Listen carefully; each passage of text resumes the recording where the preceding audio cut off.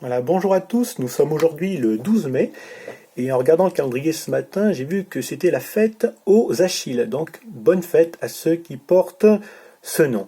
Alors un peu d'histoire, Achille est un héros de l'Antiquité dont vous pourrez découvrir les aventures sur Wikipédia ou dans le film 3 incarné par le beau gosse Brad Pitt.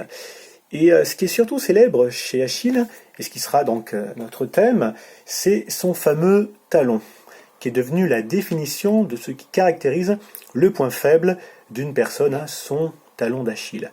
Alors, je ne vais pas rester trop sur la mythologie, je ne maîtrise pas assez le domaine, mais il y a quand même un rapprochement à faire intéressant entre ce héros légendaire et notre nature humaine.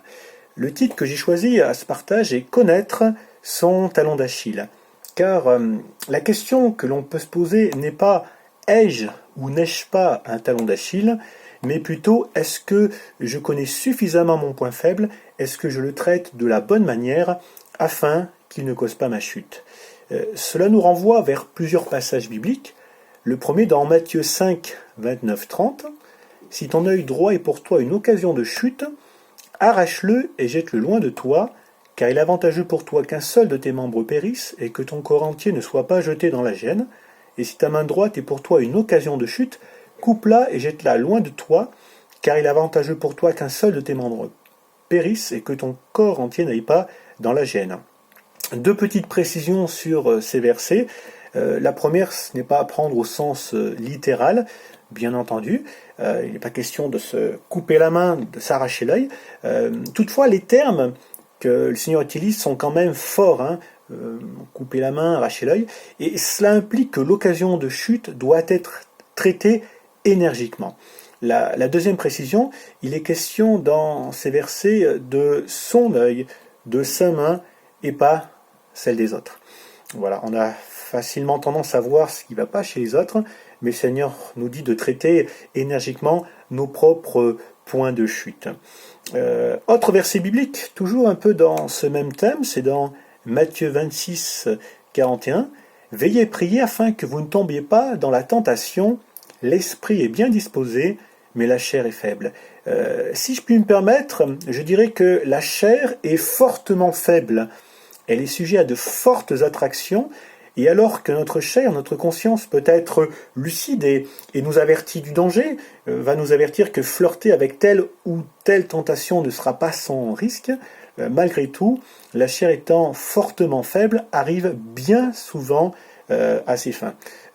À moins que je m'adresse à des personnes qui ne pêchent jamais, mais j'en doute, nous sommes tous dans la même situation, nous avons tous à lutter avec toutes sortes de combats, des combats similaires. D'où l'exhortation du Seigneur, veillez et priez. Je remarque que dans ce verset, Jésus ne fait pas qu'un constat d'échec de la situation humaine, de la faiblesse de notre chair, il nous donne une clé pour nous aider à faire face. Oui, la chair est faible, mais veille et prie. Et c'est déjà un bon commencement pour faire face. Mais parfois, veiller et prier, ça ne suffit pas toujours pour que notre talon d'Achille ne fasse pas des siennes. Par la bouche de l'apôtre Pierre, Dieu nous parle aussi de fuir la corruption. C'est dans 2 Pierre 1,4. Question de fuir la corruption. Et oui, parfois, le salut est dans la fuite. Et il faut de l'humilité pour reconnaître que devant telle ou telle tentation, nous ne sommes pas assez forts. Il faut de l'humilité pour ça, que dire devant telle tentation, je ne vais pas y résister, je ne serai pas assez fort, et il faut que je fuis, il faut que je prenne mes jambes à mon cou. Et alors c'est vrai que si on fuit la tentation, eh bien cela peut nous faire passer pour un lâche, mais de la part de personnes captifs de leurs vices et de leurs travers, c'est pas très grave comme insulte. Bien-aimé, fuir ce qui peut causer ta chute, c'est pas de la lâcheté, c'est du bon sens. Alors, sois intelligent et du bon sens. Si tu sens que telle situation va t'amener à chuter, que ta conscience se dit mais les voyants, les warnings sont en train de clignoter, bien-aimé, fuis. Dans un autre cas de figure, Jacques, dans son épître, dira « Résistez au diable, et il fuira loin de vous ». Alors, une précision aussi sur ce verset. Avant de résister au diable, Jacques dira « Soumettez-vous donc à Dieu ». Et c'est important quand même cet ensemble, parce que le combat spirituel qui consiste à chasser le diable, à prendre autorité, n'a pas beaucoup d'effet venant d'un cœur insoumis à Dieu. C'est beaucoup de bruit pour rien. Tu veux que ton combat spirituel soit efficace, soumettez-vous donc à Dieu. Ça commence par cela, et puis résistez au diable, il fuira loin de vous.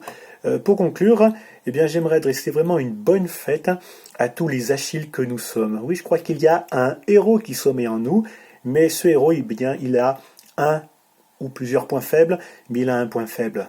Alors, sachons le traiter de la bonne manière, en nous remettant au Seigneur, et soyons à son écoute, pour fuir quand il faut fuir, pour résister quand il faut résister, et en toutes circonstances que nous puissions veiller et prier. Que Dieu vous bénisse, et bonne fête. Seigneur, merci pour ton secours, pour ta grâce. Oui, nous sommes des héros dans le sens que nous sommes fils et filles du grand Dieu. C'était la définition des héros selon la mythologie, fils de Dieu. Nous, ce ne sommes pas des demi-dieux, mais je crois que tu as fait de nous tes enfants et nous avons quelque chose à vivre avec toi de glorieux, quelque chose d'héroïque avec toi, et merci. Mais cela sous-entend aussi que comme Achille, eh bien il y a là peut-être un talon d'Achille, il y a une faiblesse, il y a une ou plusieurs, et je te prie que dans ta grâce, tu puisses nous aider à nous remettre entre tes mains, afin que l'ennemi n'ait pas l'avantage, que lorsque nous sommes devant la tentation, lorsque nous sommes au point où nous voyons que notre faiblesse va causer notre chute, que nous puissions la traiter de la bonne manière, nous puissions te faire confiance, prier quand il faut prier, lutter quand il faut lutter, fuir quand il faut fuir, et que tu puisses garder les enfants, tes enfants que nous sommes. Que ton nom soit béni, et merci pour ta grâce et ton secours. Amen. Que Dieu vous bénisse et qu'il vous accorde l'aide et le secours dont vous avez besoin, et on se dit à bientôt.